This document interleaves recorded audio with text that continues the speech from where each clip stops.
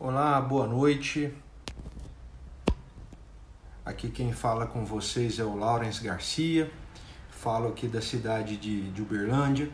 E hoje nós teríamos uma palestra presencial aí no Centro Espírita Eurípides Barçanufo, de Tupaciguara, mas pelas razões que todos nós já sabemos, né? Essa palestra não foi possível ser... Boa noite, Andressa. Essa palestra não foi possível ser feita de forma presencial, né? Então, eu agradeço imensamente o convite do Centro Espírita Eurípides Barçanufo, Wellington, Andressa, o carinho que vocês têm pela gente. E espero que a gente consiga aqui, por esse método, né, por esse mecanismo online, também ter momentos de muito aprendizado. Eu sempre gosto de dizer que nós somos todos estudantes, né? Não me considero aqui estar no caráter de um professor, mas sim de alguém que está compartilhando um estudo com todos nós. Boa noite aí, quem está entrando. O título da nossa palestra hoje, que por sinal é um assunto muito interessante no momento que a gente vive tanto medo, né, tanta angústia diante dessa pandemia que nos assola. A nossa palestra tem o título de Premissas de Saúde. Esse texto foi deixado para nós por André Luiz no livro Aulas da Vida, psicografia de Francisco Cândido Xavier. E nesse capítulo, um capítulo curto, André Luiz deixa para nós, André Luiz que era médico, né, ele deixa para nós 10 recomendações para que a gente encontre a saúde, para que a gente cuide da nossa saúde. Então nós vamos fazer esse bate-papo em cima dessas 10 premissas para buscarmos a nossa condição de saúde ou para tentarmos evitar a doença. Saúde, há muito tempo, já não é mais aquela questão pura e simplesmente de ausência de enfermidades, ausência de problemas detectados por exames, detectados por imagens de raio-x ou qualquer outra coisa. A própria Organização Mundial da Saúde define saúde como sendo um equilíbrio, uma situação de bem-estar que envolve a nossa parte psicológica, emocional, a nossa parte biológica, obviamente, e também a questão social. Então, o paradigma aceito atualmente, isso já tem algumas décadas, é que para se falar em saúde é preciso de termos um equilíbrio biopsicossocial. Parte biológica, psicológica e social. Há muito tempo nós já sabemos que é preciso acrescentar a essas 3 características, a esses 3 parâmetros de saúde, a parte espiritual. Né? A espiritualidade, inclusive, já é amplamente estudada, a parte da medicina mente-corpo já é bastante estudada, e nós, na doutrina espírita, sabemos muito bem disso. Então, esse paradigma é que deve nortear a nossa saúde. É uma visão holística que analisa e busca o equilíbrio entre a parte espiritual, que por sua vez vai repercutir na nossa vida psicológica, na nossa vida mental, e por sua vez a parte biológica, e daí no relacionamento com o outro, a construção da nossa saúde social. Como primeiro Uma primeira recomendação de André Luiz na busca pela nossa saúde, ele coloca o seguinte: guarde o coração em paz. Guarde o coração em paz. À frente de todas as situações e de todas as coisas, todos os patrimônios da vida pertencem a Deus. A primeira recomendação de saúde dada por André Luiz nesta orientação é para guardarmos a paz. Curiosamente, eu li uma mensagem deixada por um biólogo, um cientista, que escreveu um livro chamado Biologia da Crença, Bruce Lipton, e ele recomendava para que nós tentássemos minimizar os efeitos do medo e do estresse durante agora essa situação de pandemia que estamos vivendo. E ele comenta de uma forma muito interessante que o medo e o estresse, a agitação, produz no nosso organismo uma bagunça neurológica, psicológica e hormonal.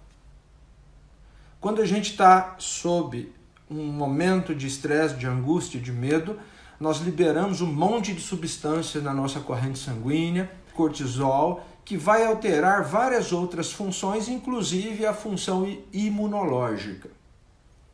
Então, o que acontece quando o nosso sistema imunológico cai? Nós perdemos a condição de enfrentar as infecções, os agentes externos patogênicos e também nossa resposta humoral a todas as outras experiências orgânicas fica alterada. A gente pode desenvolver doenças autoimunes, a gente pode começar a produzir anticorpos contra o nosso próprio organismo, podem surgir alergias. Então, uma série de coisas, de problemas que o estresse traz para a gente. Então, é muito oportuna essa primeira recomendação de André Luiz, nesse capítulo do livro Aulas da Vida, que é para quem está chegando agora, nós vamos falar de saúde, de premissas de saúde, em cima de um capítulo de um livro, Aulas da Vida, capítulo Premissas de Saúde, trazidas por Francisco Cândido Xavier, que psicografa aqui André Luiz. E a primeira recomendação, são 10 recomendações que a gente vai falar a respeito. A primeira recomendação é essa: guarde o coração em paz. Eu também gosto sempre de refletir com as pessoas aqui em casa, com a minha família, né? Quando foi que o estresse, o desespero, a agressividade solucionou problemas no nosso dia a dia, na nossa vida, na história da humanidade? Quando foi que a violência, a fuga da paz foi importante para nos ajudar em algum sentido, né? Não só historicamente, mas cotidianamente, a gente sabe que o desespero, que a falta da fé, da esperança, não soluciona os nossos problemas. Desesperar agora, nesse momento, não nos ajuda, não faz com que a pandemia se solucione. Então, realmente, manter a calma, guardar o coração em paz, em qualquer situação, é o primeiro passo para a gente buscar o equilíbrio e, por sua vez, buscar a saúde,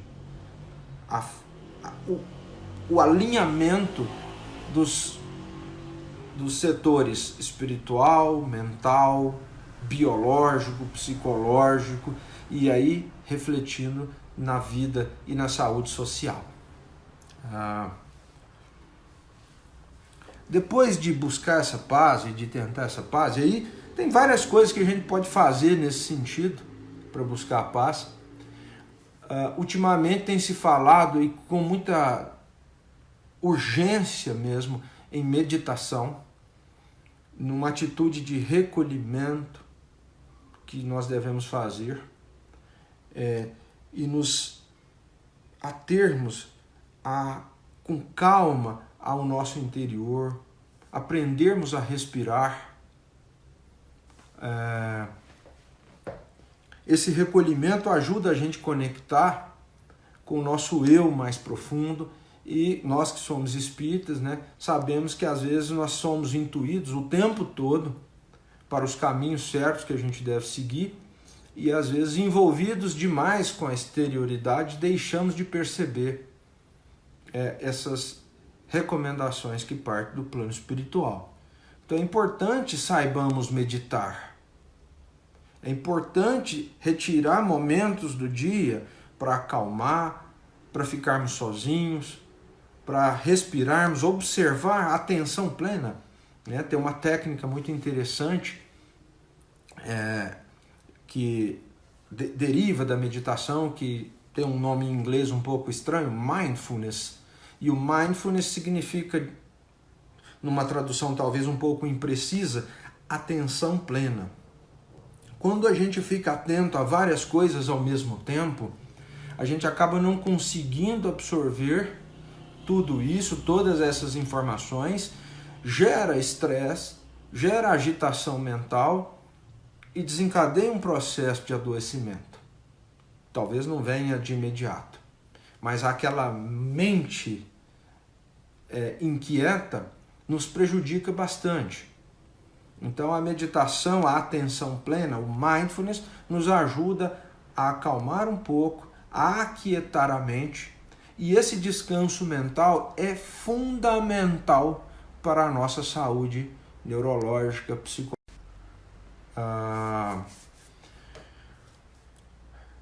Estudos mostram que quando a gente fica muito estressado e agitado, as áreas do cérebro que ficam ativadas são áreas relacionadas com o cérebro primitivo, a amígdala cerebral, que está presente em todos os animais, né?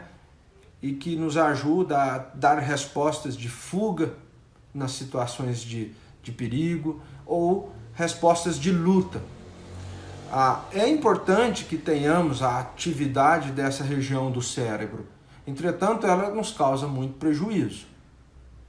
E quando a gente faz a meditação, quando a gente se recolhe na oração e no momento, na acalmia, áreas do cérebro mais localizadas nessa parte da frente, o córtex pré-frontal, são ativadas e ajudam a inibir a atividade da amígdala e diminuir a produção dessas substâncias ruins em excesso, o cortisol e outras substâncias inflamatórias. Se fala muito também, como decorrência do estresse, na neuroinflamação. Então a gente geralmente fica com substâncias inflamatórias circulando no corpo e enfrentando os problemas decorrentes da inflamação. Um dos problemas decorrentes da inflamação, principalmente a inflamação que vai acontecer na parede dos nossos vasos sanguíneos, são os infartos decorrentes das artérias que vão obstruir. Então, às vezes, o problema não está somente ou não está tão relacionado ao colesterol, à obesidade, mas sim à situação inflamatória persistente que o corpo fica. Então, medicina mente-corpo tem crescido, trabalhos científicos mostrando a importância da meditação, a importância de certas práticas que já aconteciam há bastante tempo na China e na Índia, a yoga, o tai chi, o qigong. Essas práticas têm agora evidências científicas bastante importantes mostrando que são fundamentais para o controle do estresse. A segunda dica é: apoie-se no dever rigorosamente cumprido. Não há equilíbrio físico sem harmonia espiritual. A gente está tão perdido em busca do equilíbrio físico, da saúde física. A gente quer vencer as dores que a gente sente no corpo, a gente quer resolver os desgastes que estão acometendo a nossa coluna, as nossas articulações, a gente quer controlar o diabetes, a gente quer melhorar a função das glândulas, mas a gente não busca antes disso a harmonia espiritual. E eu imagino que, de certa forma, deve ser bastante difícil para aquela pessoa que não acredita nesse equilíbrio espiritual e não se percebe um espírito, né? Porque o que confere a saúde espiritual? Já que o espírito não é matéria, que o espírito não vai ser afetado pelo uso do medicamento, não pelo menos de uma forma direta, ou pela cirurgia, qual que seria o tratamento ou os exercícios que a gente deveria fazer para harmonizar o espírito? Basta a gente tentar imaginar aquilo que nos traz paz, que nos traz calma, que nos traz alegria, felicidade, e aquilo que nos tira a harmonia, que nos faz ficarmos desequilibrados, com raiva, com mágoa, que a gente vai entender bem através do sentimento que é traduzido pelas emoções, como anda o espírito. Se nós temos uma sensação de paz, de equilíbrio, de consciência tranquila, vai bem a harmonia do espírito. Por isso é importante essa meditação diária, para que a gente estude e perceba como anda as nossas emoções, como andam os nossos sentimentos. Então, buscar isso. Se o ódio, se a raiva, a mágoa me deixa triste, irritado, inquieto, eu preciso solucionar isso. E aí é interessante que a gente acaba indo na direção das explicações de por que nós sentimos esses elementos que desequilibram o espírito. Quais são as razões pelas quais nós nos magoamos? Nós nos irritamos com as pessoas, sentimos ódio, raiva. Se a gente for olhar bem, boa parte de tudo isso aí está relacionado com orgulho e egoísmo, com a nossa incapacidade de aceitar o outro como ele é, ou de pelo menos receber do outro aquilo que ele tem para oferecer sem devolver na mesma moeda. O fato de alguém me agredir, de alguém me fazer mal, não quer dizer que ele esteja certo. E não quer dizer que não haja algo que deva ser feito no sentido de aplicar uma correção, uma punição a essa pessoa. Entretanto, o sentimento que deriva dessas ações, esse sentimento que eu construo em mim, que eu alimento em mim, diz respeito a mim. O que ele fez é dele, mas o sentimento gerado em mim, esse é meu. O estresse decorrente dessas experiências vai fazer mal a mim. A raiva faz mal a mim, ao meu organismo. Então é preciso também que a gente amadureça. Isso não é fácil, obviamente. Mas a gente precisa amadurecer no sentido de que, ok, você me prejudicou, você fez mal a mim. É um direito seu. É do livre-arbítrio.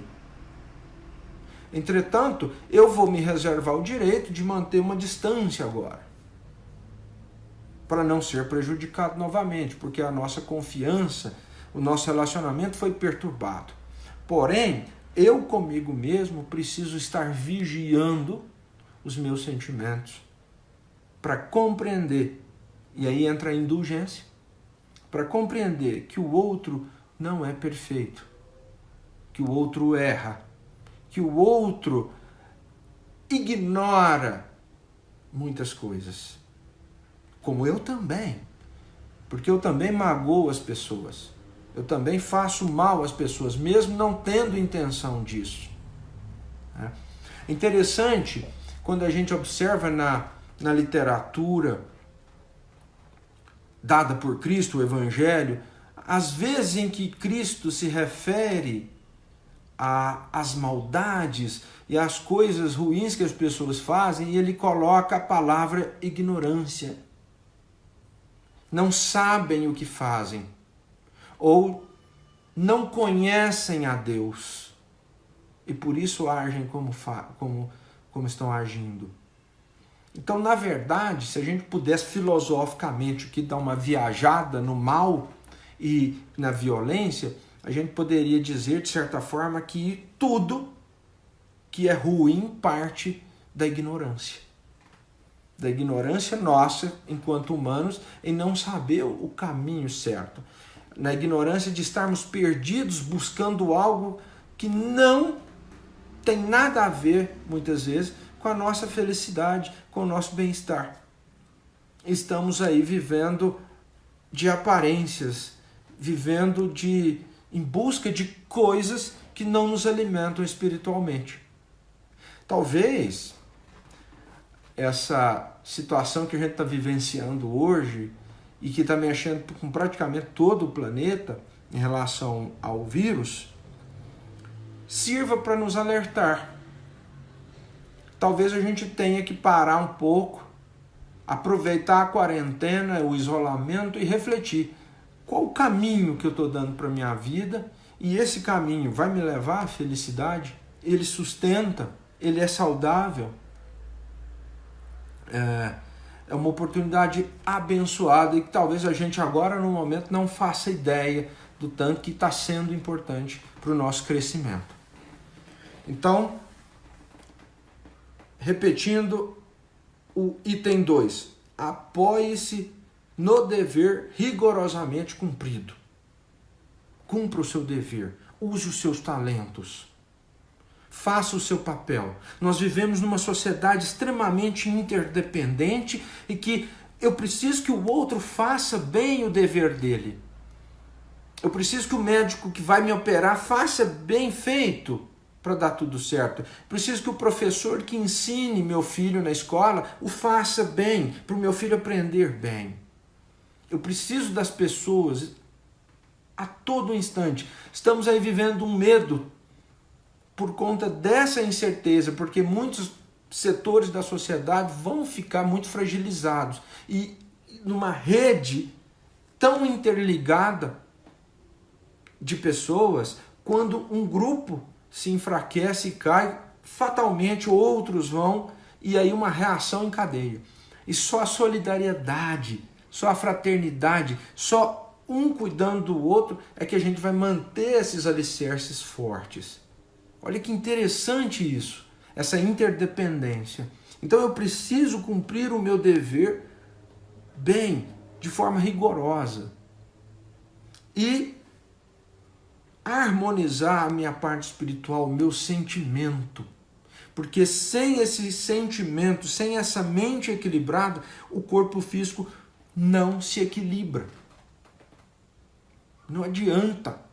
É impossível apenas tentar esse equilíbrio buscando os métodos materiais, o remédio, a cirurgia, a alimentação. Isso tudo obviamente é importante, mas a mente tem que estar controlada. O coração tem que estar em paz. E a gente vai buscar essa paz, esse controle e essa aceitação quando controlarmos o nosso orgulho, o nosso egoísmo, quando a gente desejar ao outro, ao filho do outro, o que eu desejo para mim. Porque o outro é importante na minha vida, é fundamental no meu sobreviver e no meu viver. Cultive o hábito da oração.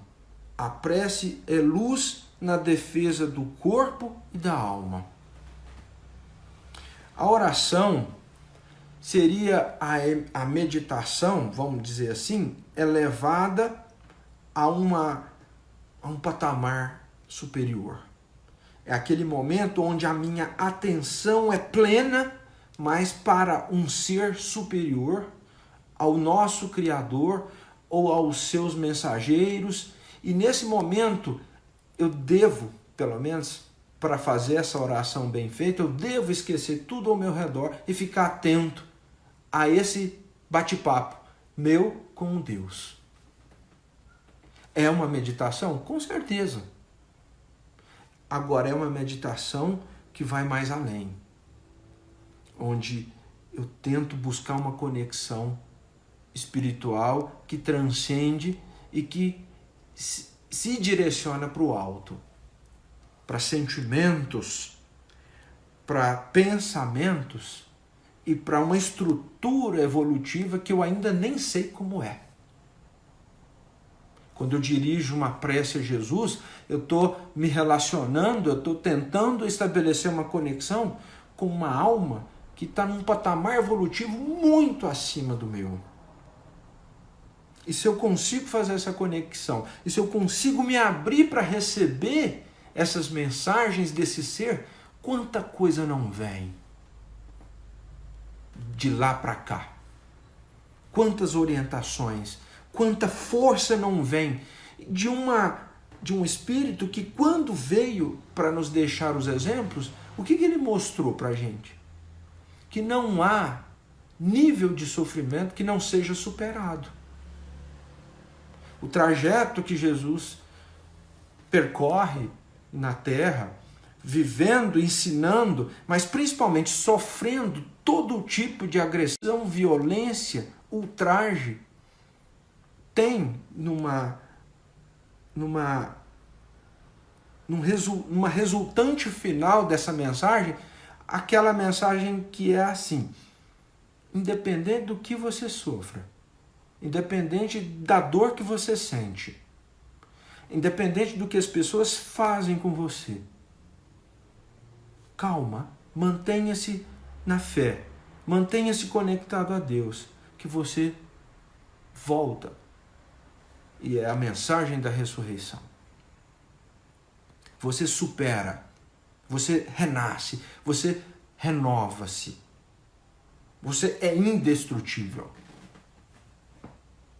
Essa é a mensagem final que todo o sofrimento, toda a paixão e a cruz representou para a gente. Então, quando eu me conecto com ele, a gente estava falando da prece e dessa conexão que a prece nos ajuda a estabelecer com seres superiores, seres que conhecem todos os caminhos, que nos parecem agora, nesse momento, difíceis. E o nível de aprendizado nessa conexão, nós às vezes não sabemos e não fazemos ideia de como se dá, mas é um nível estabelecido de uma consciência com a outra. O que nós podemos aprender pela intuição, numa oração bem feita, numa oração atenta, é muito grande. E às vezes a gente não faz ideia da repercussão disso e do desenrolar disso ao longo do tempo, dos dias, até porque o tempo, visto de uma perspectiva espiritual, é bem diferente do tempo que a gente está acreditando viver. Num espírito imortal, o que é 100 anos? 200 anos? Né? Então, a oração às vezes vai destravar um monte de coisa dentro de nós, principalmente dentro de nós, e vai ter uma repercussão no nosso dia a dia que a gente não faz ideia, e é fundamental para a nossa saúde. É luz na defesa do corpo e da alma, como coloca André Luiz. Ocupe o seu tempo disponível com o trabalho proveitoso, sem esquecer o descanso imprescindível ao justo refazimento. A sugestão das trevas chega até nós pela hora vazia. Isso aí, não tem nenhum de nós que provavelmente não vivenciou essa experiência da famosa mente vazia, oficina do diabo, né? Então, ocupar o nosso tempo O tempo é muito sagrado, é muito precioso. De repente, passa, a gente nem percebe. Então, utilizar o nosso tempo adequadamente para buscar a nossa saúde, para ajudar as pessoas, para desenvolver o nosso trabalho, é fundamental. Para a saúde, para o nosso equilíbrio. E também o descanso. E às vezes o que acontece? Na hora que a gente deveria descansar, a gente está envolvendo a nossa mente com distrações que nos deixam antenados e ligados. Então é importante a gente ficar atento e fazer esses questionamentos. No momento que eu deveria me aquietar, que eu deveria dormir, que eu deveria descansar, será que é conveniente passar tanto tempo olhando vídeos no celular? Isso eu falo por mim, né? Isso aí que eu estou falando aqui, né? Minha carapuça sendo vestindo o tempo todo. Será que a gente não deveria aproveitar melhor esses momentos de descanso? Quinta dica de André Luiz: estude sempre. Estude sempre.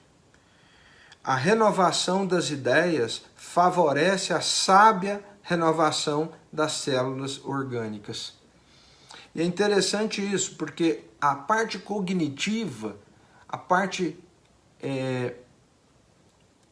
que está relacionada com o raciocínio no nosso cérebro, que é aqui na frente, o córtex pré-frontal, quando ativada, ele se comunica com outras áreas do cérebro e, por exemplo, as áreas relacionadas à ansiedade, ao estresse, elas são inibidas quando eu estou usando a minha parte cognitiva, racional do meu cérebro. Então, as pessoas que estudam mais, que tentam aprender, que tentam raciocinar, elas têm uma saúde melhor. Teoricamente, elas deveriam ser menos ansiosas, menos estressadas e mais focadas, atentas. Mais uma vez, indo na direção da meditação, do mindfulness, da atenção plena. Você conseguir estudar compenetradamente é algo extremamente saudável para a nossa saúde neurológica, física como um todo, imunológica e o funcionamento das nossas glândulas. E esse estudar sempre, a gente se atreve a dizer que não precisa ser 10 horas todo dia. Não, mas precisa haver uma rotina de estudo. Uma rotina em que você reserva um momento do seu dia para ler algum assunto, para entender e compreender. E é muito importante, nesse sentido, a gente fazer uma leitura bem com um espírito de questionamento, um espírito crítico, para a gente também filtrar o que a gente está lendo e o que a gente está estudando. Né? Não é ler por ler, não é estudar por estudar. É importante a gente ter atenção a isso. Evite a cólera. Enraivecer-se é animalizar-se, caindo nas sombras de baixo nível. Mais uma vez, isso vai de encontro àquela primeira recomendação de guardar o coração em paz. Por mais que a gente tenha que enfrentar as dificuldades, as situações que muitas vezes se nos apresentam de forma agressiva, de forma violenta, a reação que nós temos a essas situações depende de nós e pode ser de uma outra forma que não a cólera. Jesus nos mostrou isso em várias situações.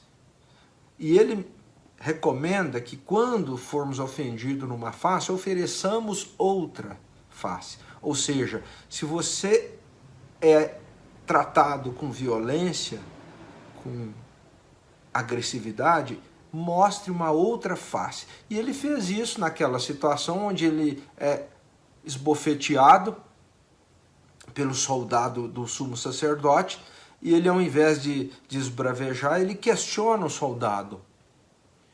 Se eu falei mal, até compreendo que me batas, mas se eu não falei mal, por que me agrides? Não nessas palavras, né? Não é ipsis literis como o texto evangélico, mas mais ou menos é esse o sentido.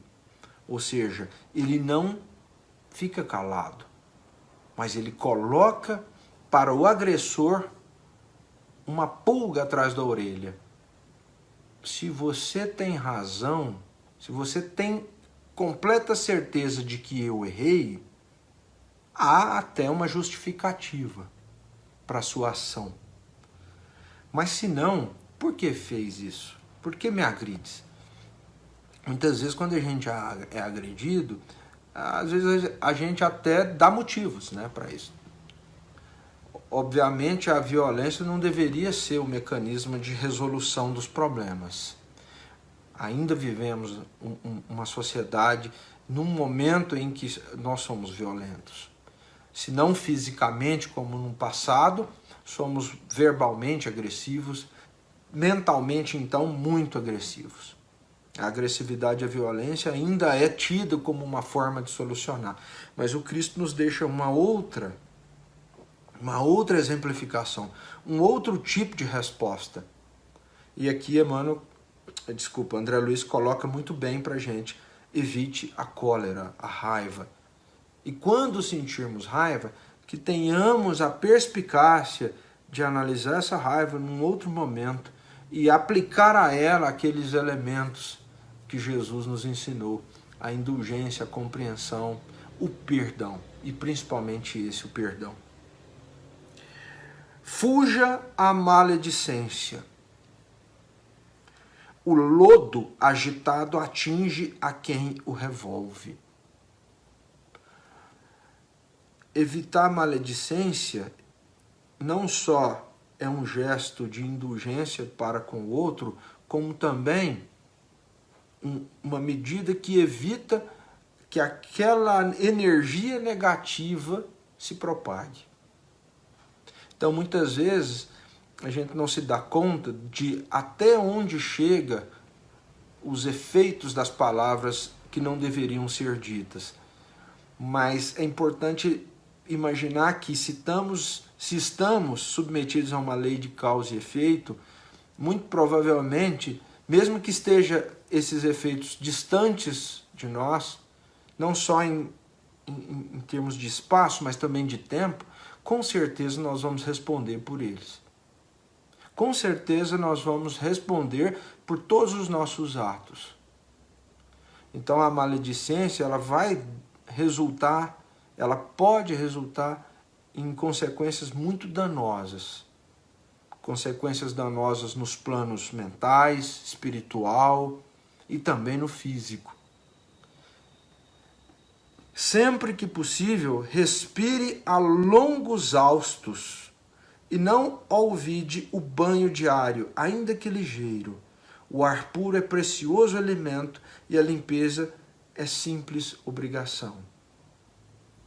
Aquele ato de respirar, né? A gente sabe hoje na ciência que respirar profundamente, soltar o ar, expirar demoradamente, ativa o sistema parasimpático, que é o sistema que vai diminuir a pressão arterial, que vai diminuir o coração acelerado, taquicárdico.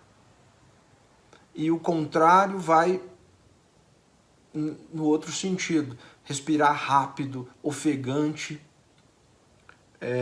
vai estimular o sistema simpático, vai liberar mais adrenalina, vai aumentar a minha pressão arterial, vai aumentar a quantidade de cortisol e substâncias inflamatórias liberadas.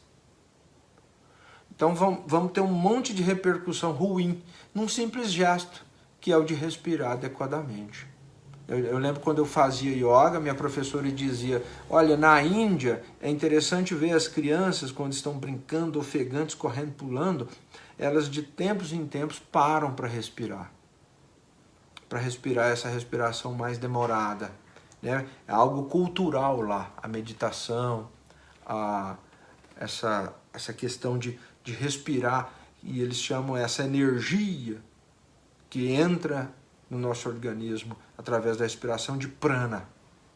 Então, um pouco é isso que está falando aqui André Luiz. O ar puro é precioso alimento, é o prana.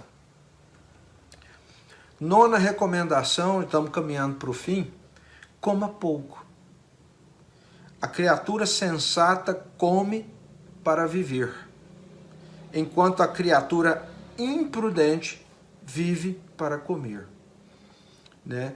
E às vezes a gente não faz ideia de como esses vícios, esses maus hábitos na alimentação, e eu me atrevo a estender a outras fontes de prazer, porque o nosso desregramento na alimentação, que causa tanto impacto no mundo,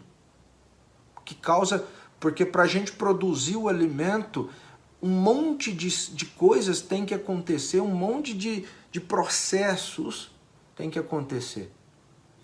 Esses processos muitas vezes são nocivos para o meio ambiente.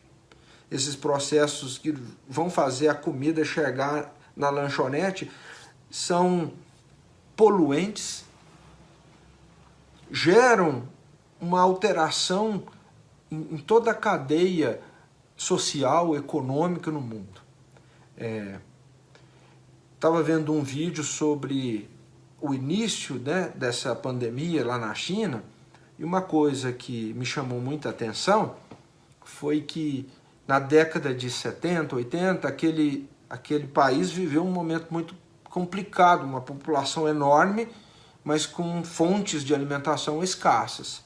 Então, a solução que se deu foi legalizar o consumo de carne de animais selvagens. A gente sabe que dentro das cadeias, dos biomas, né, dentro das espécies, há os patógenos, os vírus, as bactérias próprias daquela espécie que estão ali circulando e passando de um animal para o outro, mas esses animais, eles se relacionam à distância da gente. Quando a gente invade esse espaço e entra em contato com esses animais, se a gente entrar em contato ali com um vírus que está sofrendo uma mutação, aquela doença que antes estava restrita àquela espécie pode passar para a gente. E é isso que tem acontecido na nossa voracidade pela alimentação. Daí as gripes suína, aviária, agora essas do coronavírus que está relacionada ao consumo de morcego, né? Então, é algo para a gente pensar, para a gente refletir. Será que o excesso de alimentação, o desregramento da minha alimentação impacta na vida das outras pessoas? Será que o excesso da minha alimentação vai resultar em falta de alimento para outra pessoa? E talvez tenha sido uma dos alertas do Cristo em relação à riqueza, ao poder econômico, quando ele diz que é mais fácil mais fácil um camelo passar no buraco de uma agulha do que um rico entrar no reino dos céus. Porque quando nós temos poder econômico para comprar, para usufruir desses prazeres da alimentação e de outros elementos, a gente fica meio perdido e cai. Então, uma dica aqui, a nona dica de André Luiz: coma pouco. E a 10ª dica: use a paciência e o perdão infatigavelmente. Paciência e perdão. O que tem acontecido, né? A gente observa, a pessoa fala alguma coisa, não precisa nem agir, só de falar a gente já perde a paciência. A gente se irrita e cria um sentimento negativo. Uma autoridade vai à televisão, fala alguma coisa, a gente se impacienta, se irrita e cria sentimentos negativos. e não aprende a desenvolver o perdão e a compreensão. Independente do lado que for. Ou seja, a gente tem vivido uma ida e vinda de extremos. Ora eu estou super satisfeito e não deveria estar, não deveria me acomodar, não deveria ficar na zona de conforto, mas também quando eu saio dessa zona de conforto eu vou no extremo de desespero, de raiva, de impaciência. Ou seja, fugindo do equilíbrio. Ora preguiça, ociosidade, acomodação, ora agitação, inquietação, desespero, impaciência. Então, ele diz para a gente praticar a paciência e o perdão de forma infatigável. É todo dia. Todo dia a gente precisa praticar a paciência e o perdão. Todo dia. A todo instante. A gente liga a televisão, vê uma coisa que não gosta, opa, paciência. Se está errado aquilo, perdão. Todos nós temos sido caridosamente tolerados pela bondade divina milhões de vezes. É a hora de olhar para si próprio, né? Será que eu também não errei, não estou errando com frequência? E conservar o coração no vinagre. Todos nós temos sido caridosamente tolerados pela bondade divina milhões de vezes, e conservar o coração no vinagre da intolerância é provocar a própria queda na morte inútil. Olha como fecha com chave de ouro essas lições, essas premissas de saúde do Espírito André Luiz. A morte inútil. Todos nós vamos morrer. Vamos desencarnar. É um processo, é algo cíclico. Porém, como será doloroso ter passado pela experiência encarnatória de uma forma inútil, estando aqui apenas para comer, dormir e procriar. Então a gente precisa aprender a desenvolver esses sentimentos, que são os sentimentos, que são as estruturas que mantêm equilibrada a alma. A paciência, o perdão, a tolerância. Tentar consertar o mundo sabendo que isso vai acontecer aos poucos, ao longo de muito tempo, onde cada alma vai mudando primeiro a si própria. E aí, eu mudando a mim mesmo, os meus filhos terão um exemplo e terão a chance de entrar nessa transformação, nesse processo de fraternidade, de amor, que eu me incluí, que eu me inseri. E aí, de repente, os meus netos também estarão inseridos nisso. E a gente, cada um fazendo na sua casa, nós vamos alimentando o mundo, a humanidade, com novas gerações que estão construindo os seus valores morais em cima dos ensinamentos, que nós acreditamos ser o único ensinamento que nos vai fazer evoluir, que é o do Cristo. Que é aquele pautado no amor, no perdão, na indulgência, na tolerância, em oferecer uma outra moeda aos agressores. É tudo isso que a gente vê no Evangelho. Bom, eu acho que o nosso tempo já se esgotou. É isso que eu tinha para falar com vocês sobre essas dicas, essas premissas de saúde, que são 10 lições trazidas pelo Espírito André Luiz. Guardar o coração em paz, apoiar-se no dever cumprido, cultivar o hábito da oração, ocupar o tempo disponível com trabalho proveitoso, estudar sempre, evitar a cólera, fugir da maledicência, respirar a longos haustos, comer pouco, usar a paciência e o perdão. Jesus nos abençoe. Um grande abraço para vocês aí de Tupaciguara, quem for de Uberlândia. E força, fé, esperança, que nós vamos vencer essas batalhas aí com toda certeza. Um grande abraço.